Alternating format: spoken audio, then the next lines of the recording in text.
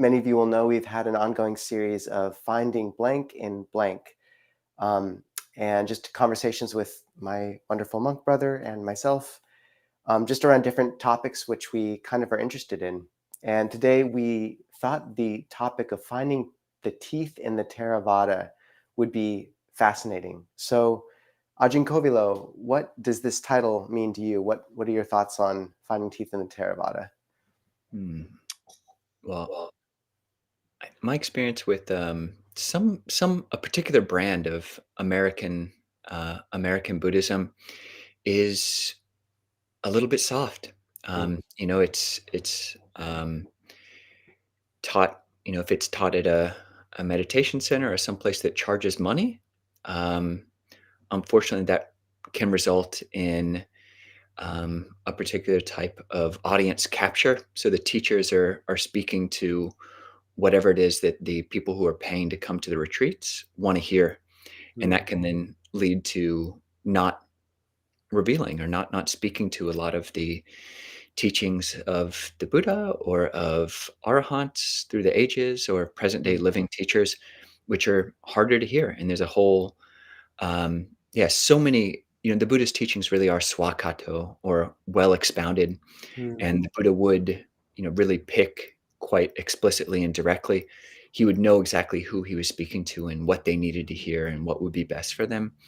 But sometimes that was some spicy Dhamma, and that's so spicy Dhamma or Dhamma with teeth is my impression of mm, what we're going to be talking about tonight. Both our experiences of it living in monasteries, our experience of it we've been reading about it in the canon, mm. and with our various teachers who are willing to definitely, give some sweet, but also some sour and also some bitter. And sometimes there's a hammer thrown in there as well. So, Can you speak just before moving on to another question, for me or anything? What about this?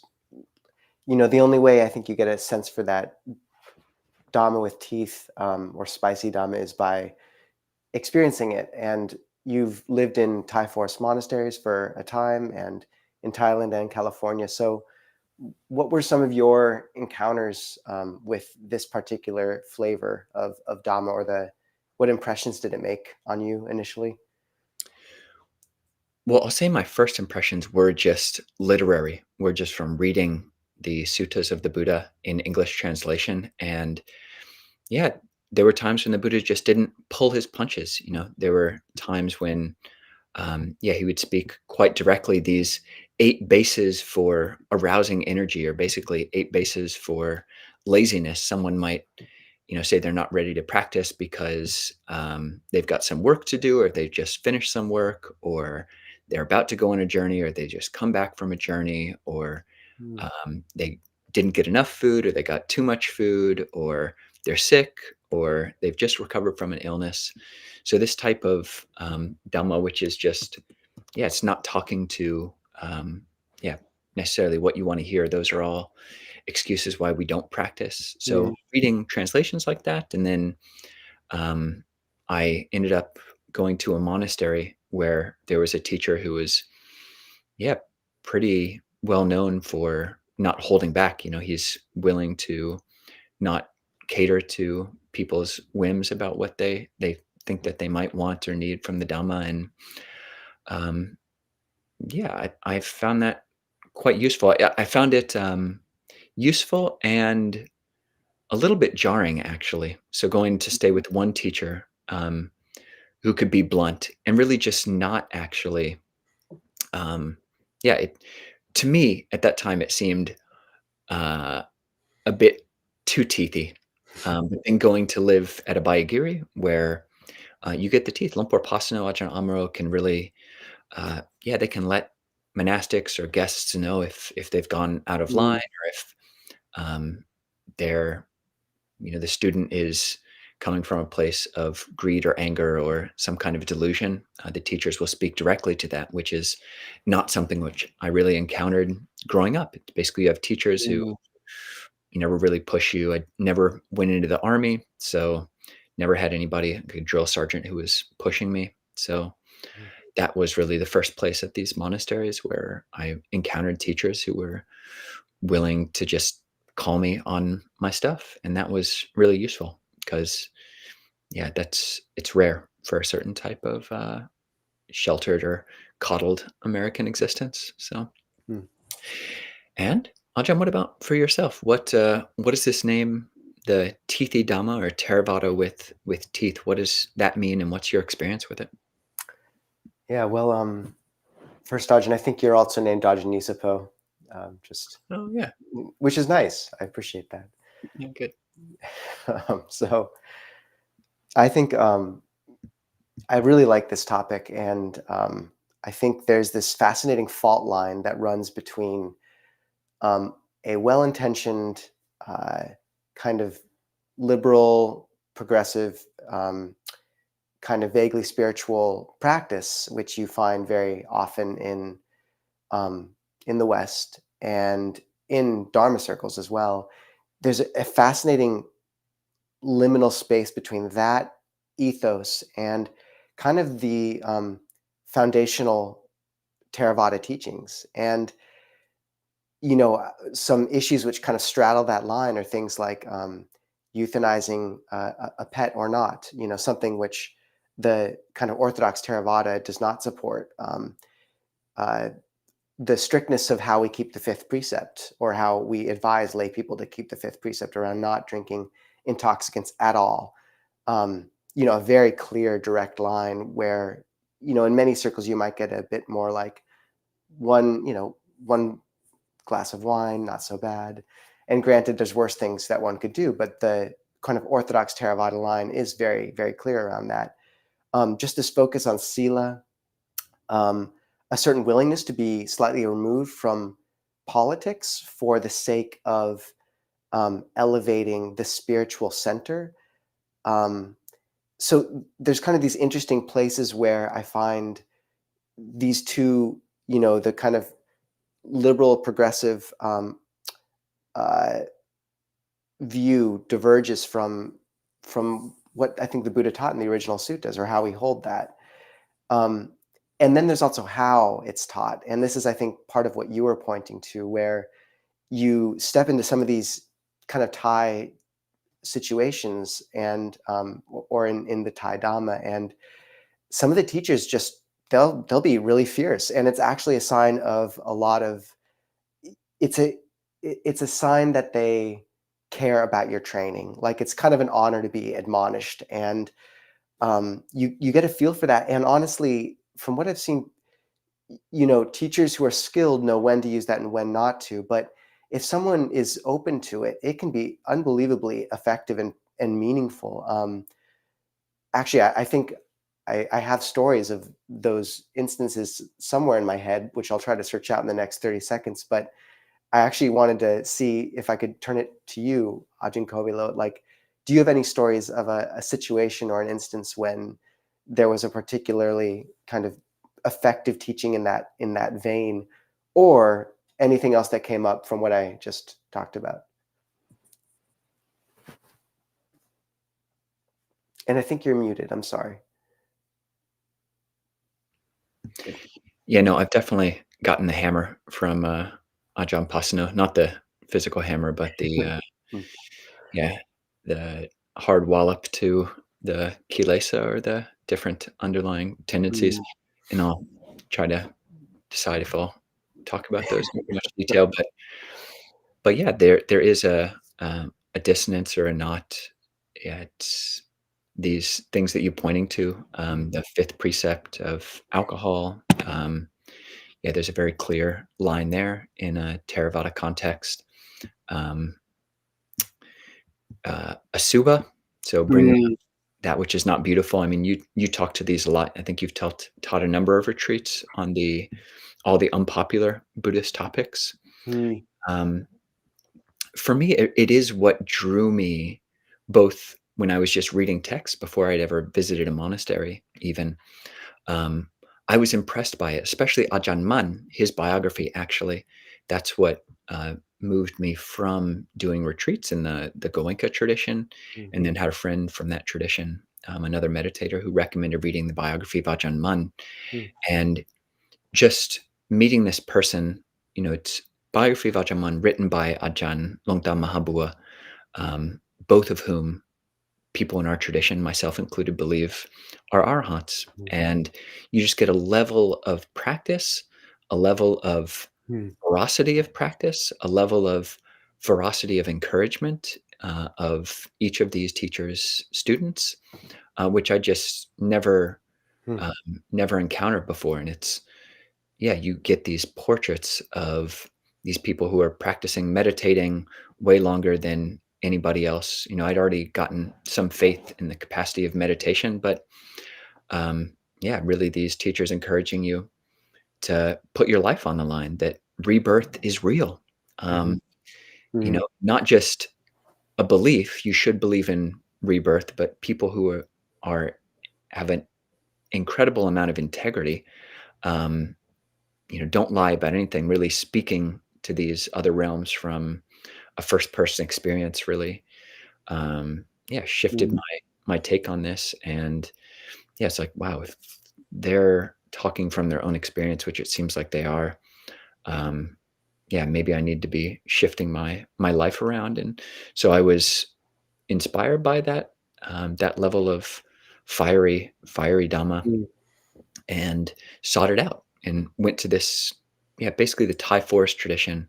Mm. Um, Anywhere that you go, whether, yeah, Dhammayut or Mahanikaya, if it's a strict forest monastery, Mm.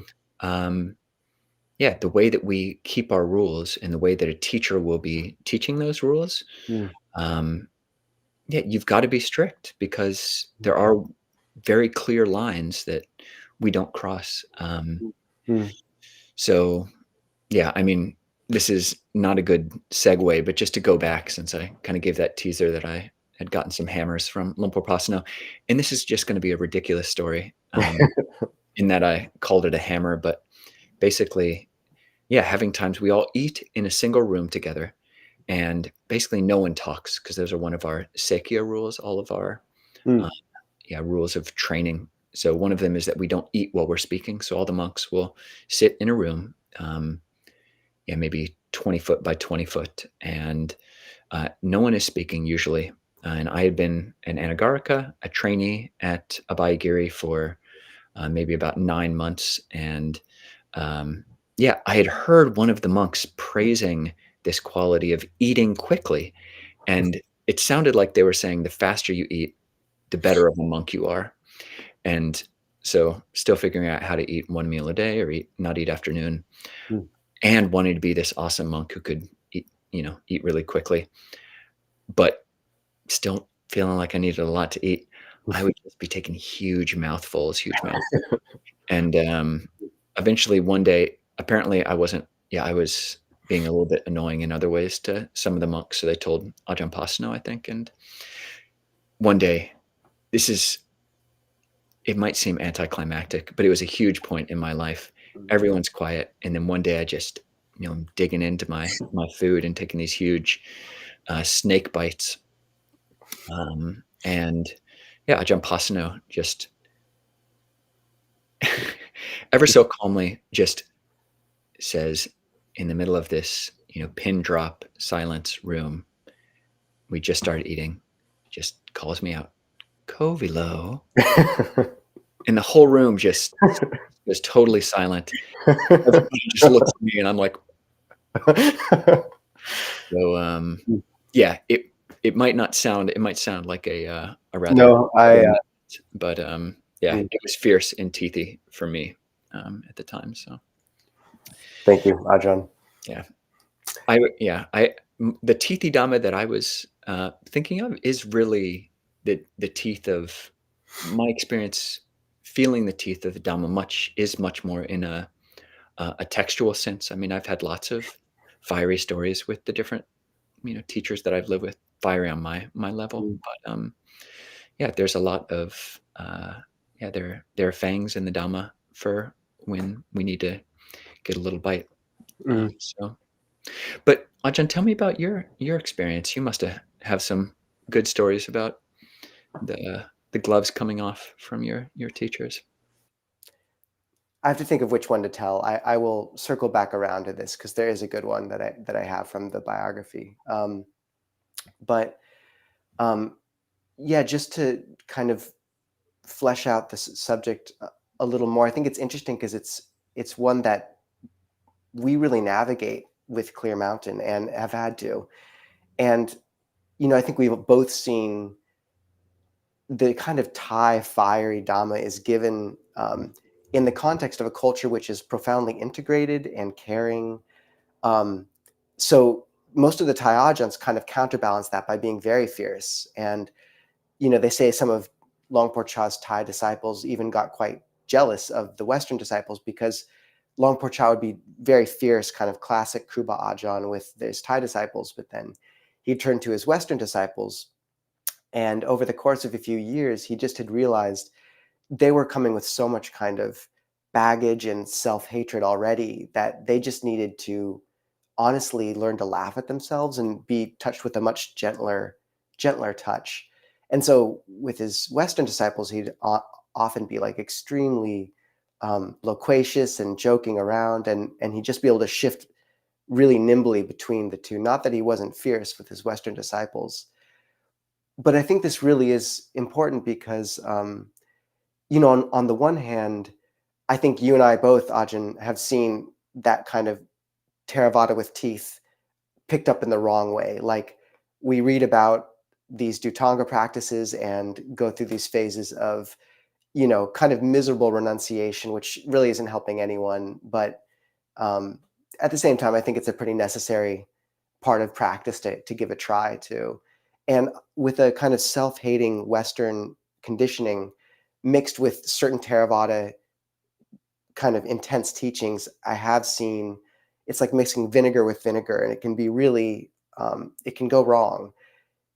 And I think the pendulum can really swing the other way, where in Western Buddhism right now, you do have kind of in the milieu a very, I'd call it like American Tantra. And it is this mix of a bit of Rumi, a bit of Mary Oliver, a lot of you're just fine as you are, you're just kind of learning to dance with samsara.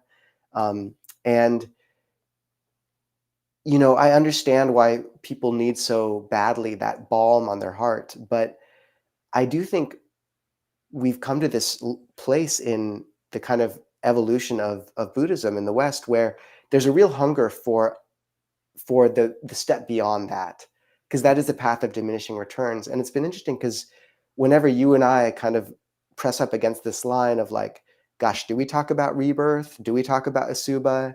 How much do we bring bowing into or ritual into these things or focus on the precepts? Every time we lean into that, actually, the response has been really positive, and that's been very surprising. And to note that with many kind of more secular meditation groups that aren't pushing in this way, the demographic is actually quite a bit older. And one very interesting quality with Clear Mountain is, Seattle's the most secular city in the US. The younger generation is the most secular of all the generations.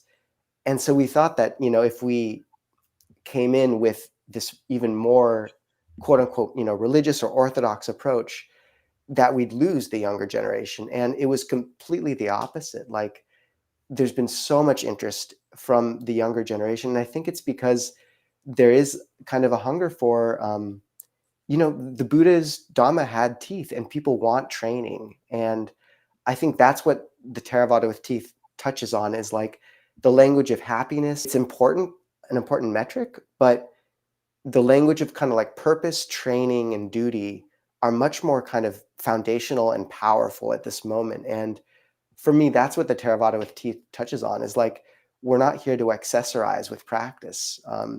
You're going to die really soon. You've been wandering in samsara for countless eons. Get to it, So, Ajahn Kovilo, what are your thoughts? And you had some scriptural references, I know, which I would be interested at some point in hearing. Yeah, a bunch of scriptural references and quotes from the book. The biography of Lumpur Jia, Ajahn Mm. Jia, which just came out. Ajahn Dick translated it, but he was a very fiery forest Ajahn.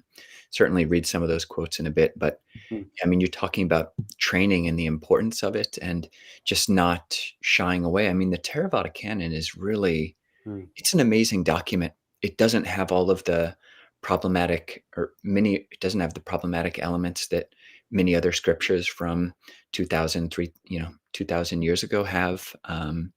It in many ways does, yeah, align with modern values. But there are, yeah, the kind of no holds barred aspect. You're bringing up the training, just one of those. Um, so we put together a book called "Thus You Should Train Yourself" with the 90 or so instances in the Pali Canon, which, we've got all these rules as monks.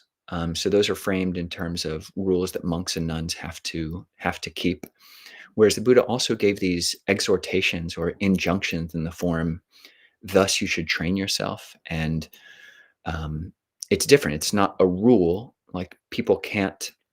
There's not a clear way that you could either break or keep these necessarily. But I'll just read one because you'll get a sense of it. So you should train yourselves thus. We will relentlessly exert ourselves, thinking willingly. Should only my skin, tendons, and bones remain, should the flesh and blood in my body dry up, I will not relax my energy as long as I have not attained what can be attained by human strength, by human energy, and by human exertion. Thus should you train yourselves. So that is in the chanting book, in the Amaravati chanting book, and it is in the suttas. But that is pretty tough. Willingly let my skin, tendons, and bones remain. Should the flesh and blood in my body dry up, I will not relax my energy as long as I have not attained what can be attained by human strength, human energy, human exertion. So, yeah, that you won't really hear that at some place where you're paying. Well, there might be some places, but it's going to be the rare teacher who, um, yeah, can give such a blunt teaching. And it really does, as you were pointing to earlier, with these teethy, blunt teachings, it does help to have someone who's been relating, who knows the canon well, and knows the context of these teachings, knows who's the Buddha was talking to, and has a sense of who they're talking to, i.e., a teacher. It's definitely not the case that this type of teaching is always good for everybody all the time. And in fact, it's not. People are in fragile states at times, but no one is always in a fragile state all the time. So mhm. finding these ways in when a time is right. So, and I've got a bunch more, Ajahn, if you're ever ready. Actually, I would be, although let me fill in with one. A story or two did come to mind, which I can share of Fierce Dhamma, because those are fun. And people can feel free, by the way, to paste questions into the chat or things they'd like to discuss. We'll get to that. So just from my own experience with Longpo Pasano, who's one of, he's kind of one of he's our guiding star, Ajahn Kovilo and myself, at least one of the main ones.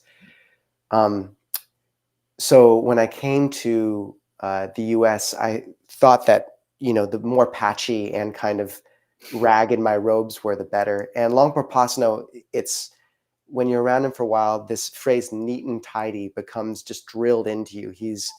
It's his like trademark, and he really likes people to keep their robes looking neat and tidy. And I just remember, this is actually a very gentle touch, but I just arrived, so I think he was afraid to hit me too hard. But I just remember this Dhamma talk where he talked for a long time about how you should probably keep your robes in good shape. And afterwards, I went up to him and said, "Longpo, I know that talk was for me, and I will sew a new robe right away." And he said, he cracked up, but it was quite good.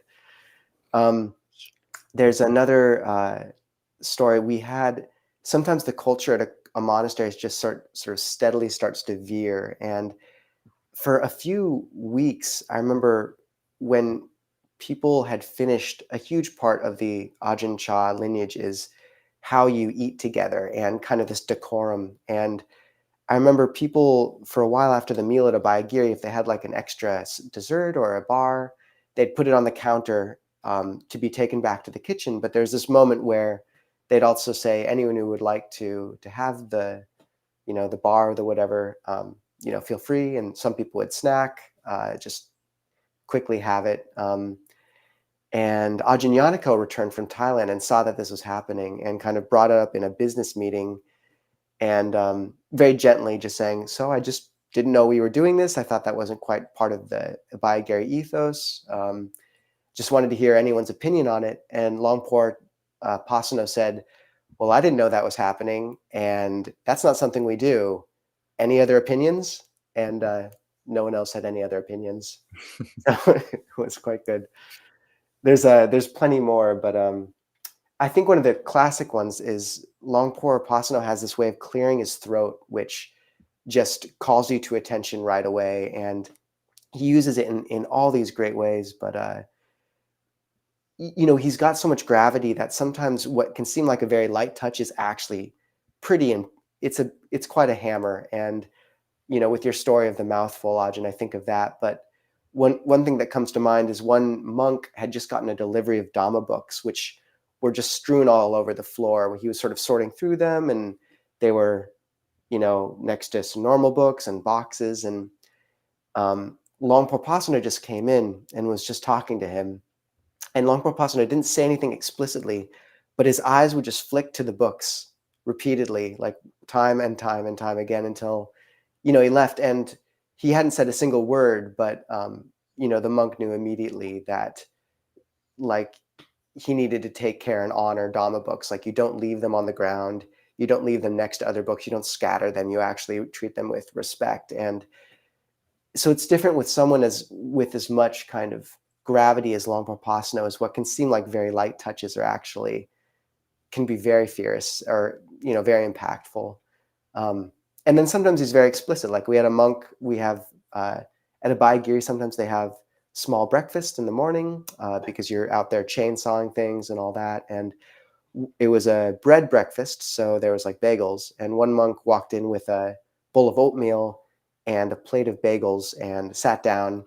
And Longpo Pasano just said, just one, just one. And the monk nodded and got back up. And so back to you, Ajahn. What do you have for us in terms of other ideas or texts? Yeah, no, Lumpur Pasano's cough is frightening at times, especially if he thinks it's bad. Yeah, yeah. No, I used to think it was like Earth Store Bodhisattva has this like pole that he'll like clank on the ground to scare away demons and hungry ghosts. And if I'm ever doing anything that's even slightly sketchy, I'll hear his cough from like 100 yards away. Just totally fix myself. But we could go. Maybe we could go to questions. There are quite a few, and I do have a lot of quotes about. Maybe I'll start just before going into. Lead us in with one quote. Okay, so this is Hard Dhamma. This is in the simile of the saw. So, even if bandits were to sever you savagely, limb by limb, with a two-handled saw, he who gave rise to a mind of hate towards them would not be carrying out my teachings. Herein, you should train yourselves thus. Our minds will remain unaffected, and we shall utter no evil words. We shall abide compassionate for the welfare, with a mind of loving kindness, without inner hate, even if they're sawing you apart limb by limb. So, yeah, way to go, the Buddha. Can I add one more thing, Ajahn? Yeah. I just remember this one story where Longpo Chok came to the West, and he was talking to a lay Dhamma teacher at a center. And this phrasing is always stuck in my mind. As he poked the Dhamma teacher in his chest with his walking stick and said, "You need to stab them in the heart with Dhamma. You need to stab them in the heart with Dhamma." And yeah, I just really love that. And for me, it's interesting. Like, the Buddha taught the Dhamma Vinaya, and so the Dhamma and the Vinaya, the training. And I feel like the first 50 to 60 years of Buddhism in the West, everywhere from Jack Kerouac and Gary Snyder on up through Chogyam Trungpa and all this, it was very much focused on the Dhamma in the sense of these beautiful teachings, which we love. But I think one of the reasons why there was so much scandal and why at some point people began to intuit a lack of kind of bite is because it was missing the Vinaya. And for me, the coming of like Longpo Pasano and a lot of the monastics has been that's been the sign of the coming of Vinaya to the U.S. in a certain other dimension of Dhamma, which was, I think, lacking at the beginning. Mm. So, that's very much how the biography, for example, I think is being framed for me is like there is this other step that needs to be taken, and I do think people have a hunger for it at this point. Mm.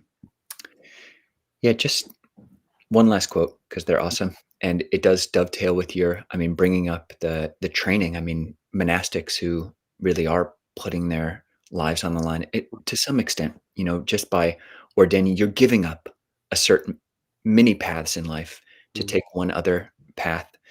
And yeah, many of the teachings, if not most, were given to monastics, and that does, yeah, the Buddha is talking to a self-selected group of people mm, who are, yeah, intentionally wanting to go hard on practice, i.e., yeah, to attain what can be attained in a worldview where rebirth is real. And yeah, so here's the piece of advice. Just as when a person whose turban or head was on fire would put forth extra desire, effort, diligence, endeavor, relentlessness, mindfulness, and alertness to put out the fire on his turban or head, in the same way, a practitioner should put forth extra desire, effort, diligence, endeavor, rest, relentlessness, mindfulness, and alertness for the abandoning of those very same evil, unskillful mental mm, qualities. So, mm. That's great. yeah. Yeah, and for those who don't, the interview last week with Ajahn Mudito, I felt like really touched on this Theravāda with teeth ethos, like him just talking about these stories of Longpo Biak, and yeah, I found very inspiring in that way too. Mm. So let's go to questions.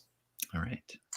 Oh, and just so people know, Ajahn Kovilo was involved. He was the editor on that new Longpo Jia biography. So it's worth getting a hold of if you haven't. Gold wrapped in rags. Hmm. I have a question. Oh, Oh, sorry, Ajahn. we're both doing it. Okay. I have a question about misfortune. Is it reasonable to assume that unfortunate events that befall us are due to bad past karma? Ajahn, do you want to lead into this, or should I? Either way. Well, you and I talk about this so much, Ajahn. You should go Oh, first okay. with each other. We talk about this with each Okay. No, it's true. Okay, so there is some disagreement in some circles, but I think there is in some suttas really good support for the idea that not all karma, not all everything we experience is due to explicit old karma. That there is a possibility of randomness. At the same time, there are some suttas and some opinions which say, you know, the eye is old karma, the tongue is old karma, like all the sense bases are old karma. So I don't feel strongly able to make a definitive statement. I would say that the karmic seeds from our past are so varied, it doesn't really end up mattering in the sense that we have so much back there. When something arises, it's arising, and who knows whether, there it is. I think that where this question is interesting and where it begins to touch on the topic of tonight's live stream is the implicit question of, do we deserve it, or do they deserve it if something bad happens to someone? Did they, is there a blame um, ethic which can be applied? And I'd say that's a really unskillful way of using karma and the teachings on karma. Like the Buddha compared his teachings to a snake, which if you grab wrong, it can bite you and kill you. And there's such potent teachings that if you hold them wrong, you can really hold them wrong. And this is a way that it's held in some countries. Um, so what I've seen is people with the fear of that narrative, they lean the totally other way and they say, look, it's probably, mostly random. Um, but we're adults here. Like, we can hold the idea that we have accountability for our situation, and we don't have to take that and apply it in a blaming way to others. Like Ajahn Jayasara uses a really good analogy. It's like you're driving along and you come across a car wreck, and there's someone who's, you smell, you stop, you find the person on the road, you smell alcohol in their breath. And probably they got in a wreck because of the alcohol, but it doesn't, you don't just leave them there. You take care of them, you get them to the hospital, but it's good to know that alcohol leads to car wrecks. And similarly, if you know the negative effects of bad karma, you're going to be very careful to work well in the moment, um, and to, keep good sila. So I'd say that's the skillful way of holding that teaching. And the final thing I'd just say is, Ajahn Kovilo, take it away. Well, for me, the interesting question here is not whether whatever we're experiencing is due to past bad karma, whatever we're experiencing on the external level. What Mhm, is true is that whatever internal unfortunate event I'm mhm, encountering, like if whatever is happening externally, if I'm encountering anger or greed or delusion, that is all the result of my bad past karma. mm, If that's the initial reaction, but if if what is also our responsibility is our choice in the present moment. So whatever happens externally is happening, and then my reaction to it, whatever that initial reaction to, mm, if it's yeah, greed, anger, delusion of the 84,000 kinds, then that's my own bad karma. But in the present moment, I can mm, react to that in a way which is not, um, yeah, which is not bad karma, which is good karma. I am the owner of my actions, heir to my actions, mm, born of my karma. Whatever I do for good or for ill of that, I will be the heir. So, mm. Can I jump in a little more as well, Ajahn? It's to do with what you're saying, which is the Buddha laid out four kinds of karma. You have bright karma, which is leading to good results, both bright or dark karma, which is leading to unpleasant results, both bright and dark karma, which is a mix, which is where most of us land, and then neither bright nor dark karma, which is the karma for the ending of karma, the karma of the Noble Eightfold Path. And what I think is so interesting is that fourth kind of karma or action or right view, it can transmute any experience into the path. So, you have so many stories of Kruba Ajahns and teachers encountering these really painful, difficult situations. Shu Yun living through the Maoist revolution and being beaten nearly to death 3 times.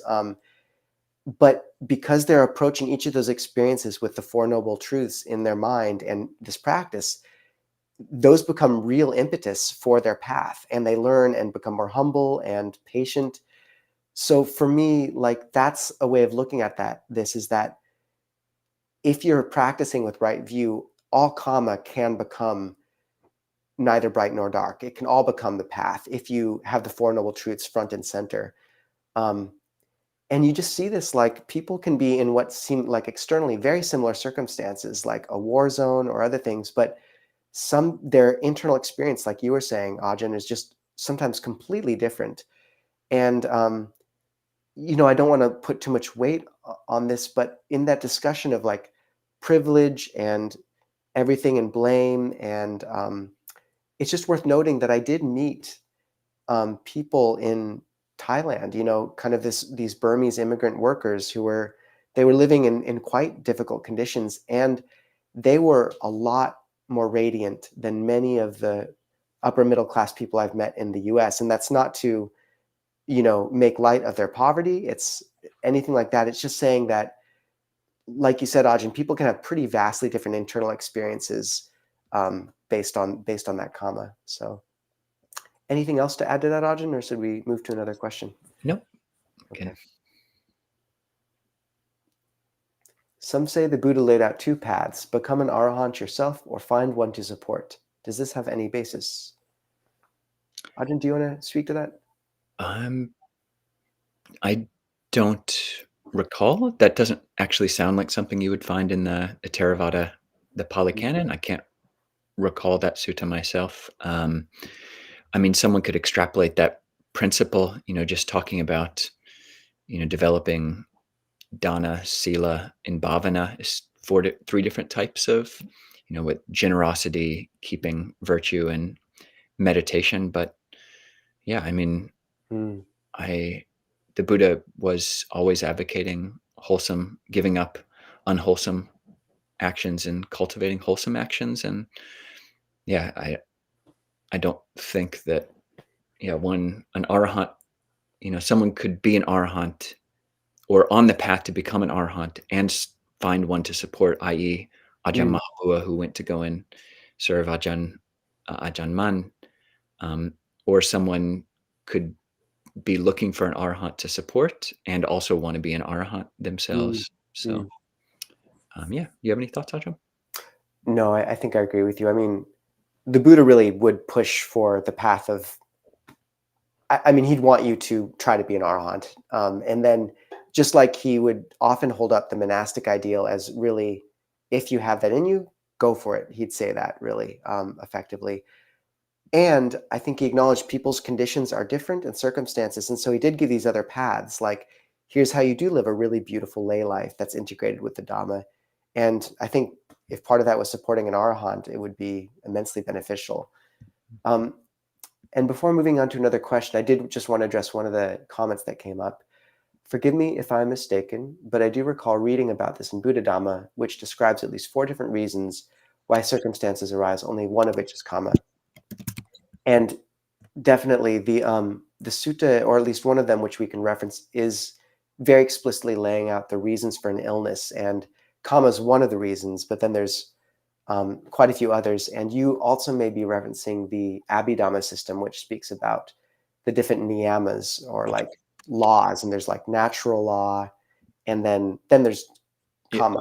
5 of them. Yeah, Five. physical law, uju. Yeah, uju Mm, niyama, genetic laws, bija niyama, chitta niyama, like the psychic laws, the laws of the mm, kamic laws, kama niyama, and dhamma niyama, general laws of nature. So kama is just one of those. that sounds right. And in terms of the suttas, that one sutta is laying out the different causes for illness, only one of which is karma. The others, like winds or other various things. I asked Ajahn Tanisaro about that, and it was interesting because he pointed to another sutta also saying that though the whole body is karma as well. So I think that was his way of saying that it might be a little more complicated than that sutta lays out, because the other causes of illness are to do with the body, and if that's karma, then maybe this is a particular teaching for a particular moment of diagnosing an illness where you can't find anything else in the body. So, anyways, I tend to not completely know on this one. Ajahn Kovilo? I'll just respond to one other question. Ajahn Kovilo, what is your opinion of the Vipassana meditation retreats of Goenka tradition? I loved them. It was my Dhammador. It was the Dhammador for many monastics. I haven't done one in 20 years. But yeah, for those who it works for, it works very well for, and it can really open up, um, totally change one's life as it did for me. Mm, But it's not for everybody. And some people really don't respond to it well. So um, yeah, nuanced take. thank you, Ajahn.